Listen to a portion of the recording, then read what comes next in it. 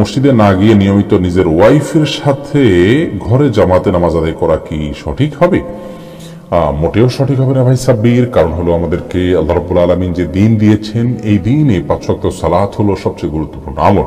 আর এই 5 ওয়াক্ত সালাত পুরুষদের জন্য মসজিদে গিয়ে সালাত আদায় করার নির্দেশনা আমাদেরকে দেওয়া হয়েছে। নবী সাল্লাল্লাহু আলাইহি সাল্লাম বলেছেন 3 ব্যক্তি যাদের ব্যাপারে আল্লাহ রাব্বুল আলামিন নিজে জামিন এবং জিম্মাদার হয়ে যান, তাদের মধ্যে এক ব্যক্তি হলেন ওই ব্যক্তি যে মসজিদে যাতায়াত করে সালাত আদায় করার জন্য।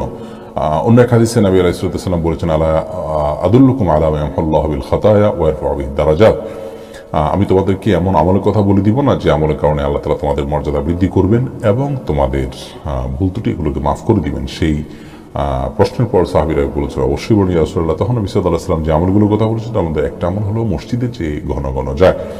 তো মসজিদে যাওয়া, মসজিদে গিয়ে সালাত আদায় করার জন্য নির্দেশ আমাদেরকে দেওয়া হয়েছে। আর জামাতের আয়োজনটা মসজিদে হবে পুরুষদের জন্য, এতেই জামাতের যে উদ্দেশ্য সেটা সাধিত হবে।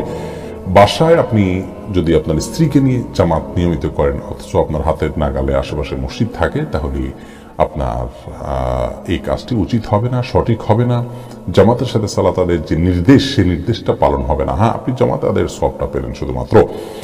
অবশ্য এ বিষয়ে রদ্দুল মুখতারের যে ফতোয়া রয়েছে, সেই ফতোয়া যদি আমরা সামনে রাখি তাহলে সেক্ষেত্রে দেখতে পাই যে যদি আপনার পরিবার পরিজনের সদস্য যারা আছেন তাদেরকে নিয়ে আপনি জামাতের আয়োজন করেন, ধরুন মসজিদ দূরে আপনি আপনার বাসা বাড়িতে বা আপনার বিল্ডিং এ যারা আছে তাদেরকে নিয়ে আপনি সালাতের আয়োজন করলেন, জামাতের আয়োজন করলেন সবাইকে নিয়ে, তাহলে এটা মাকরুহ হবে না।